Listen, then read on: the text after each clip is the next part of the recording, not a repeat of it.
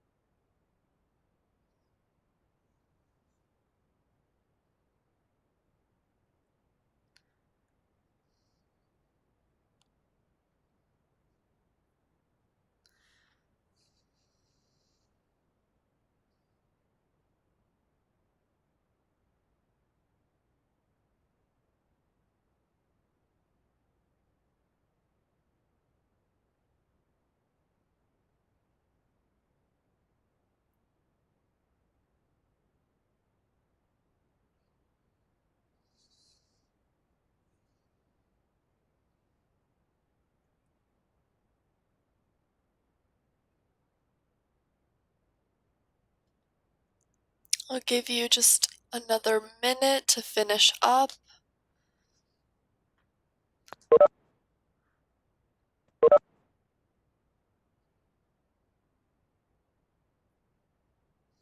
You another minute.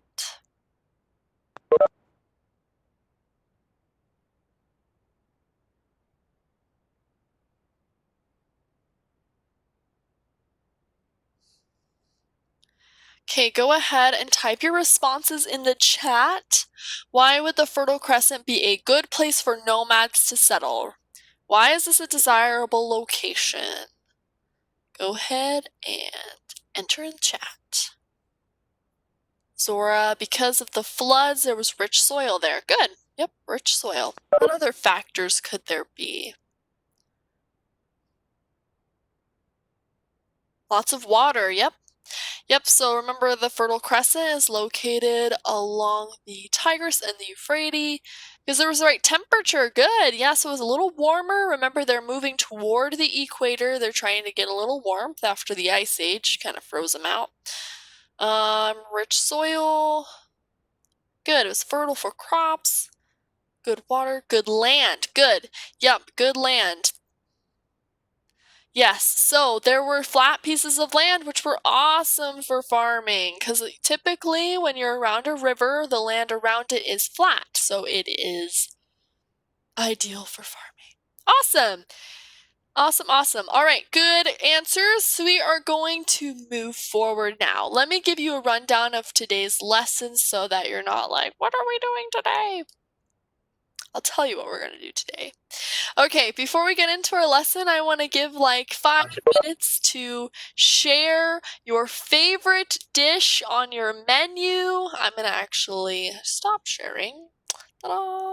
All right, I want to hear your weirdest dish. Just as a reminder, if your camera is off, I'm going to ask you kindly to turn it on so that I know that you're behind the screen. It's a lot more fun to talk to faces than an initial or a white screen because I like seeing faces. Okay, so do we have any volunteers who'd like to share their favorite dish on their menu? Amaya, go ahead.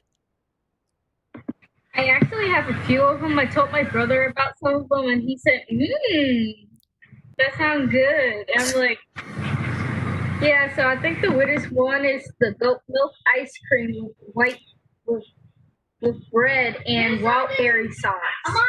That doesn't sound too bad. Goat milk ice cream. Yeah, the one bread. that my brother liked, the one that my brother liked was the wood fire cooked salmon. I think I would like going to your restaurant as a My mom cooks a lot. My mom cooks. person. I'm like, That's I awesome. I could make like a Gordon Ramsay restaurant. There you go. Prehistoric Gordon Ramsay. I love it. Awesome. All right, Sarah, go ahead. I have a lot of weird ones, but I just had to do the Paleolithic, so I called mine the Rocky Cafe. I love it. Now, what are So this one's an entree.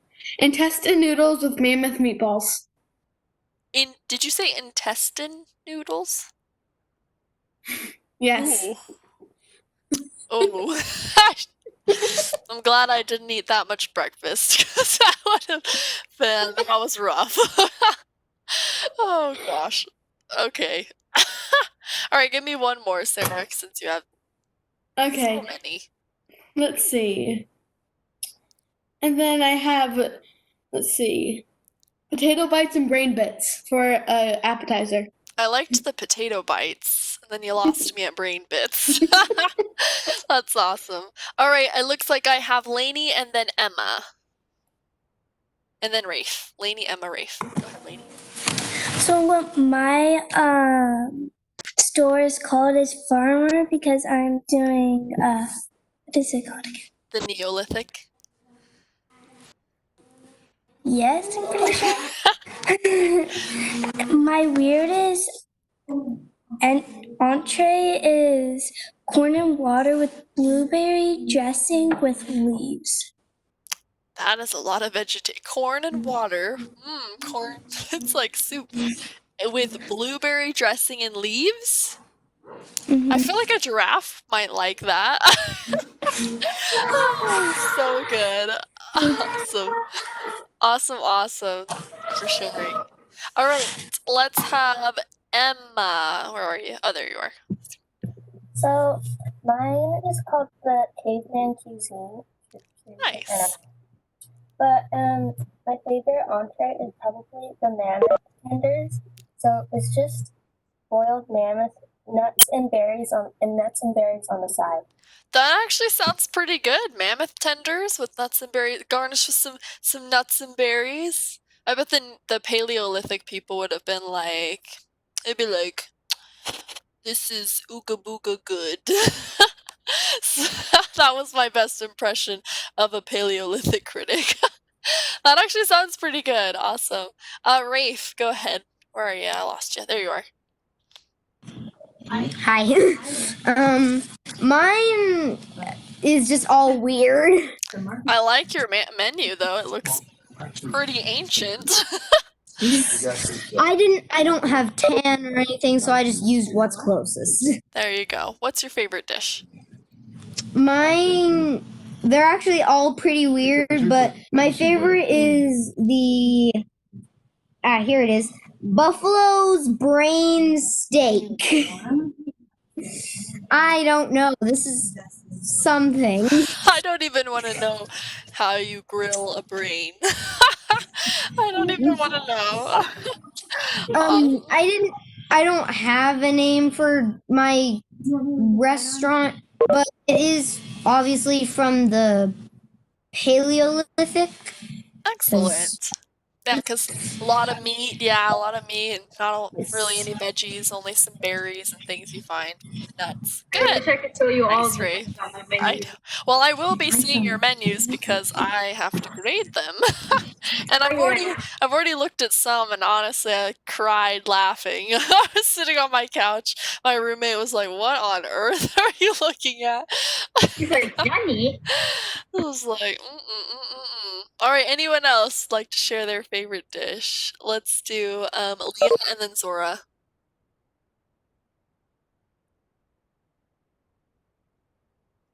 Oh, you're on mute, Leah. Can you unmute yourself? Sorry about that. No, you're good.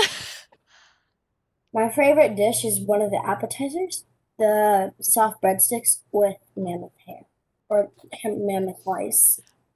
Mammoth lice? Okay, you had me with the breadsticks. I was like, okay, that sounds pretty good. But if there were any kind of bugs on it, I'd be like, oof, dear. All right, Zora, go ahead. Mine is a Paleolithic menu, and this one's a dessert. It's bear eyeballs with rat gut syrup. Just blend up some rat guts and put it on some eyeballs. Delicious. Rafe, don't puke. Oh goodness, you guys are good. I'm calling 911. Yeah. Oh goodness. All right, anyone else before I move on to today's lesson? Alrighty, we will move forward. Those are awesome. I will be reading all of your menus and making silly comments probably because I love doing that. Okay, so today's lesson, let me share my screen. Ta-da! Okay, that was our bell ringer, ignore that. Okay, today's lesson, we are now going to talk about the building up of cities and the building up of civilizations, okay? So we started really small with nomadic bands who are moving from place to place. Then we are getting a little bigger. We talked about one of the earliest farming villages yesterday. That would be Jericho. And now we're moving even bigger to city-states, which eventually will evolve into a civilization, which is a large area filled with city-states, very advanced, all those good things. So today we're going to talk about the characteristics of them. What makes up a city-state? What makes up a civilization? So I recommend highly, wink wink, nudge nudge, that you take notes on this PowerPoint because a week from today, next Friday, is going to be your Unit 1 test, okay? It's going to be your very first assessment. Don't fear too much because I'm going to make a study guide this weekend. We'll be reviewing next week too. But if you want extra practice or extra knowledge, you can always go under Module 1 and so you can go under Module 1 and click on any of those readings. Those readings are full of information and good things. But this exam, just so you know, I wrote it, not Florida Virtual. I don't like Florida Virtual tests or quizzes. I've decided that. So it's going to be a lot better than what you've seen. So today we're going to go over this lecture and then you will have a short quiz at the end of class. I know I said the Q word. A quiz. It'll be fine. It's only 9 questions and it is open notes. So you'll be okay. The other class did really well, so I believe in you. Okay, so characteristics of civilizations. Let's just roll on into it. Okay, first we're going to take a look here we're going to do a little case study on one of the earliest villages that we know of. It is called Çatalhöyük. That's a fun name. Çatalhöyük. Okay, the reason I know how to say that is because, just so you know, for your information, you probably already knew this, but when you're reading text, they'll typically give you a pronunciation guide, okay? So this one is Çatalhöyük. Okay, it was founded in 7000 BC, so remember 7,000 years before Christ. So if we're looking at a timeline, we're in the year 2020. We would go back 2,000 years to year 0 when Christ is born, and then 7,000 years more. So this little village existed around 9,000 years ago. Super old! Now, over here on the left-hand side, I've included a picture of what Çatalhöyük would have looked like in its heyday, okay? So you can see very squished, okay? They have these really high buildings that are tight together like a city. So instead of having, we looked at the wigwams that were kind of spread out. Now you're looking at like a tightly knit community. It's starting to look more city-like. Now, these homes were made of mud. Yay! Okay, they were made of mud, and I just got a question. Today's lesson is on characteristics of a civilization. Okay, so they did not have a front door. They had no front doors. So what they would do is they would cut a hole in the top of their house. And then they would have a super long ladder and they would climb up their house into the hole. Okay, that's how they got into their house. One student last class made a prediction that he said maybe because they were mud, the structure of the home couldn't handle a huge door, otherwise it would collapse. Characteristics of civilizations. Okay, so these were made of mud, and they had really, really thick walls. Now, why might they have super thick walls? What would be the benefit to building a home with really thick walls? Go ahead and put it in the chat.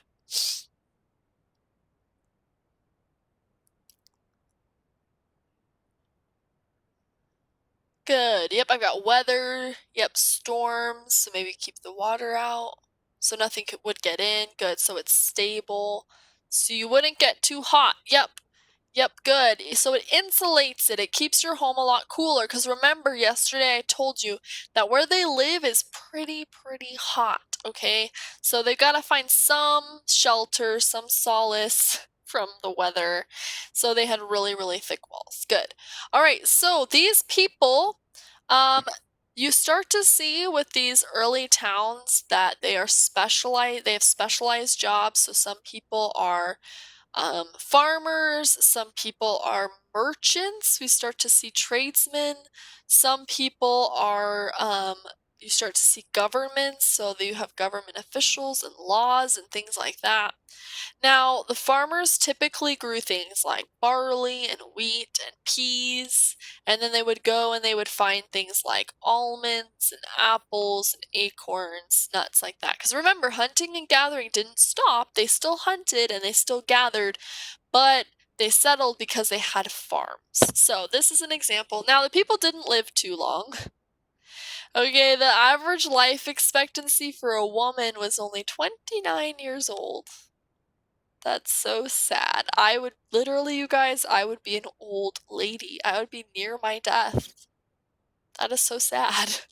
And you guys, your lives would be like almost halfway over. Isn't that terrible?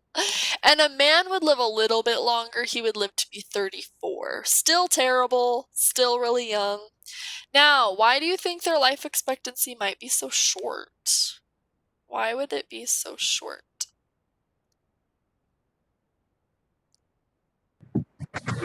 Because the girl has to have like kids and stuff. Yeah, women might have lived less because of childbirth. And I also I'm getting- see this weird meme. It says, "This is why girls live longer than boys." And a boy goes down the slide head first, and the girl just goes down the slide. Yeah, and it's actually flipped on its head. Now, in modern times, women typically live a few years longer than a man, which is interesting. But back then, wasn't the case. I'm getting a lot of good responses. Their food, diseases, food, good. So the tip, diseases, predators, good. Yep, so diseases were an issue, but not as much as their food. Their food was not very nutritious, okay? So if you were poor, you pretty much just ate bread, okay? And grain doesn't have a lot of nutritional value. It's not full of, protein and minerals and all those good things. Meat has a lot of stuff in it, like iron and protein. Bread, grains doesn't really have, it's a carb, but that's pretty much it. It doesn't give you a lot of vitamins and minerals. Therefore, they didn't live as long. Their diet just wasn't good, especially if they're eating rat guts and brain like some of you are serving at your restaurants. All right, so on the right side, this is what Kuttal Huyuk looks like today. You can see it's just a bunch of ruins and all that good stuff. Now, Kuttal Huyuk is very mysterious because it was abandoned and we don't know why. We don't know why the people left. Give me some predictions. Why do you think the people might have left this place? We don't know exactly why, but give me some educated guesses. They left Maybe because the women maybe kept they on were all dying. killed out. So maybe they were all They killed left off. because they left because the women last until 29 years The old. women last. Yeah, so the guys just died out because their women So they're died. like, okay, I miss my wife. Let's go to a different city. We need our wives to last longer. Yeah, maybe. So I'm getting a lot of good things in the chat. Maybe flooding. storms, no water, so maybe drought. Okay, so maybe another group came and took them over. Good guesses. Yep, weather, the heat, they were like, it's too hot here, I'ma move. It's time to leave. Good, to get better supplies. Maybe they wanted to, maybe the crops failed and they had to leave. Good, all educated guesses. So these are the things that historians try to figure out why they might leave. So this is one example of an early city-state. Now let's talk about what a city-state is. Let's look at another city. This is the city of Ur. I'm pretty sure that's how you say that. You are Ur. Okay, Ur was a city in the Fertile Crescent. It was one of Mesopotamia's biggest cities, and it is from 3000 BC. So we're talking around 5,000 years ago. Okay, and this is actually the city that Abraham lived in. Okay, Abraham is the father of Christianity, Judaism, and Islam. Okay, so he is from Ur, and the reason we know so much about Ur is because of the written records in the Bible and the Quran and the Torah talk about the city because that's where Abraham lived. Okay, so Ur was a city-state. Now, I urge you to write these two definitions down as they are very important to what we are going to be moving into. Okay, a city-state is easily a city with an area around it. So I'm going to show you a picture of one in just a second after you write this down. A city is literally a compact group of buildings, government buildings, religious buildings, and then you have land all around it. Okay, so you're talking farmland and things like that. That's a city-state. Now, a complex society, which is what we're talking about right now, not quite a civilization, we're talking smaller. A complex society, some characteristics are they have a reliable food source, okay? So, farms provide that. They provide a food surplus. They have established laws because all of a sudden in a city, everybody's a lot closer together. You start having issues like some crime, things, and they have to establish laws of how people are going to live together. Then you have customs. So you start seeing this development of culture, like music and art and all those good things. And then you also have job specialization, which remember we talked about a little bit yesterday, how they started to specialize in one area. So you've got merchants, and you have artisans, metal workers, farmers, all those good things, because people settled and they're like, hey, I don't really have to farm if they're making surplus food. So then you start seeing things like that. We also are getting an introduction of metal. Metal is going to change a lot of things for these people. Can you please keep this up? I'm still writing it. Yep, I'll give you just a few more seconds. I'm going to show you in the next slide what Ur would have looked like. You can see it's more developed, it's more complex than Katal Huyuk.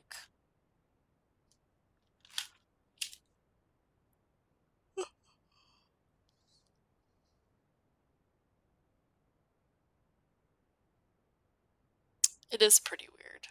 Actually, I don't even know what Ur means. That would be an interesting thing to look up.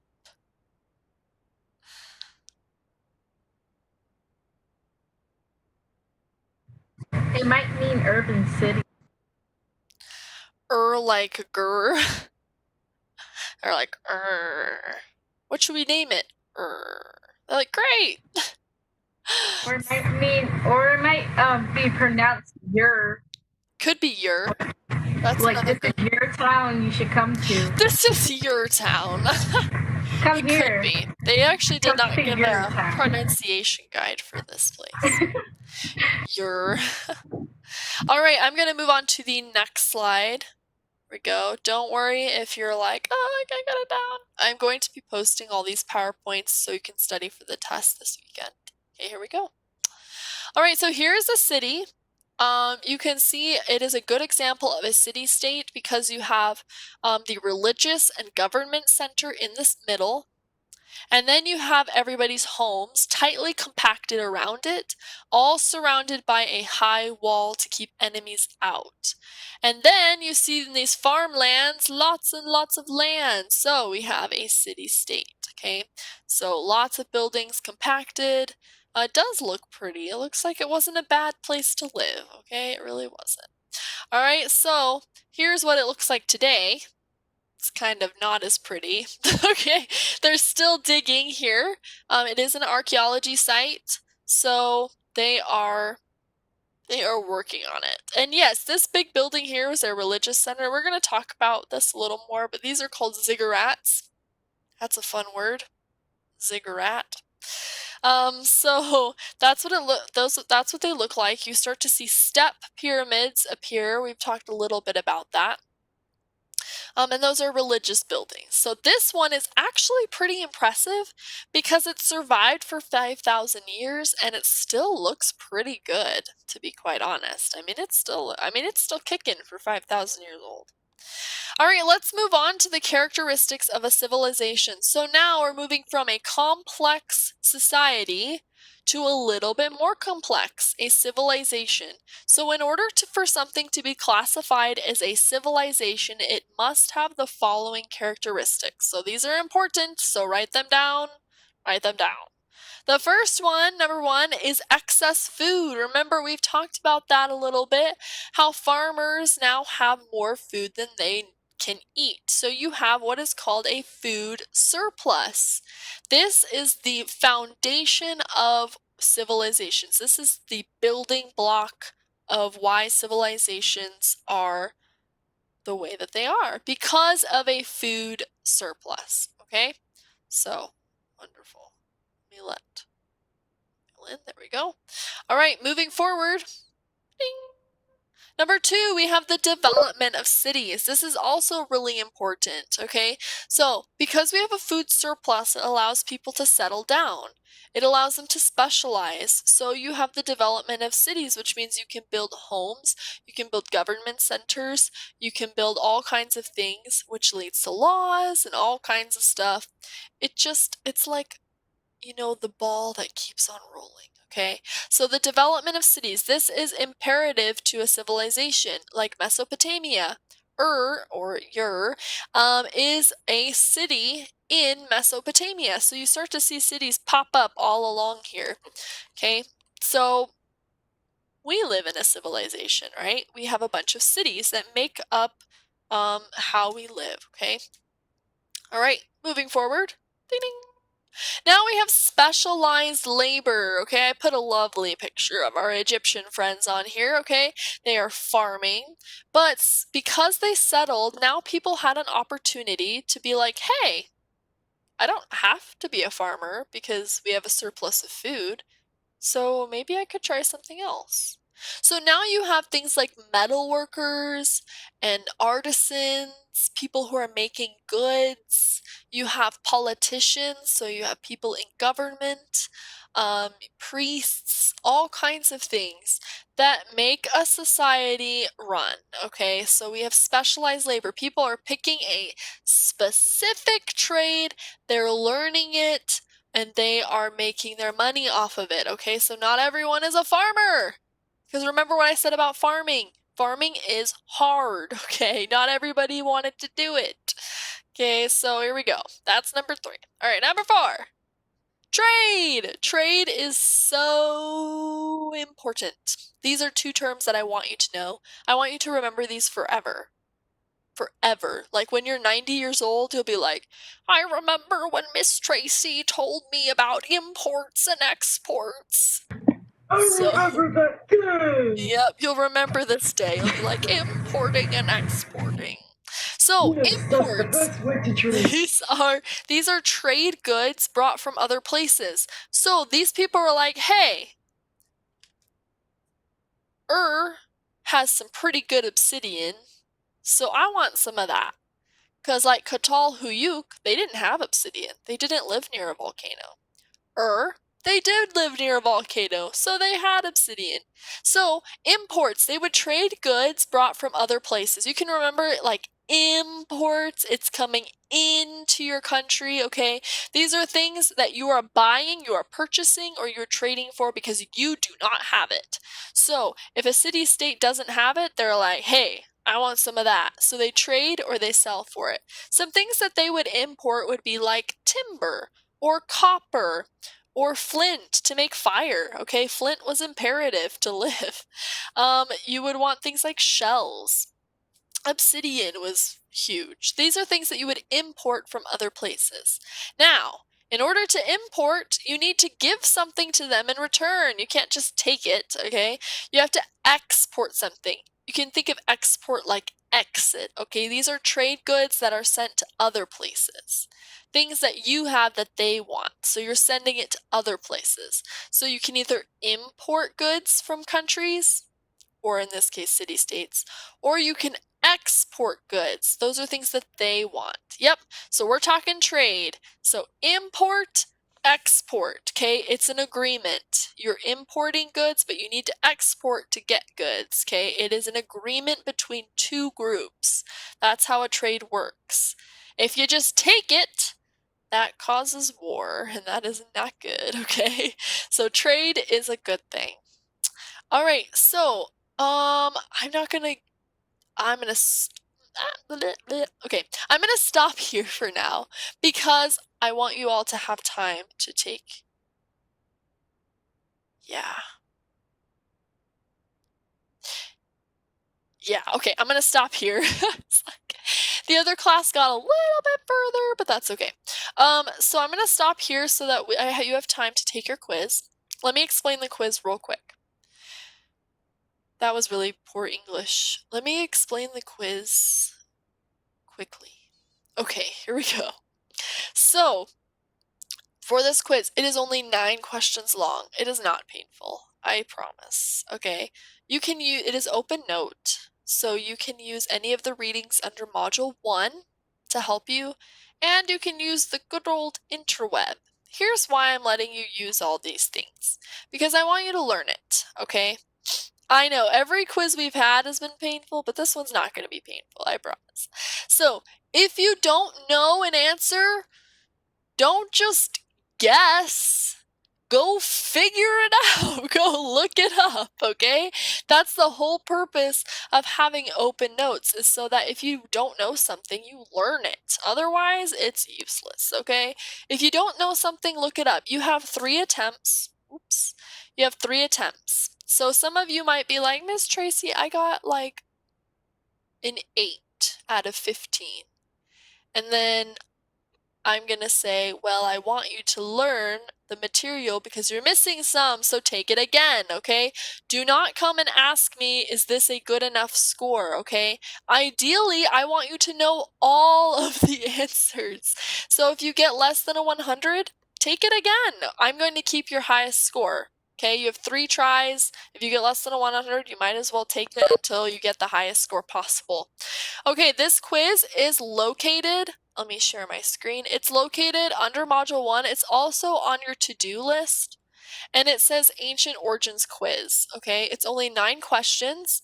I will say this, okay, that there are some questions on the quiz that have multiple answers. And I even specified on there when that is, because I'm kind, okay? I said multiple answers, okay? There's more than one answer. So that means you need to click more than one box, okay?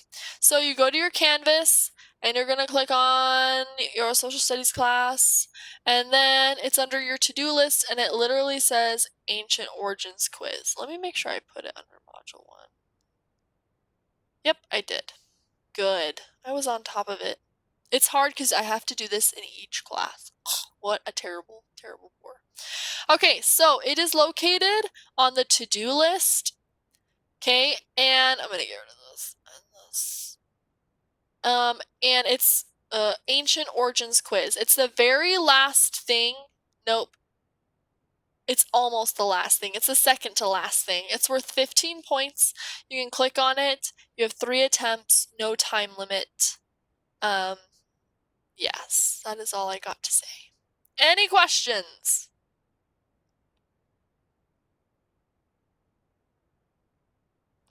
Okay, beautiful. Have at it. The time is yours. Work hard, don't just guess.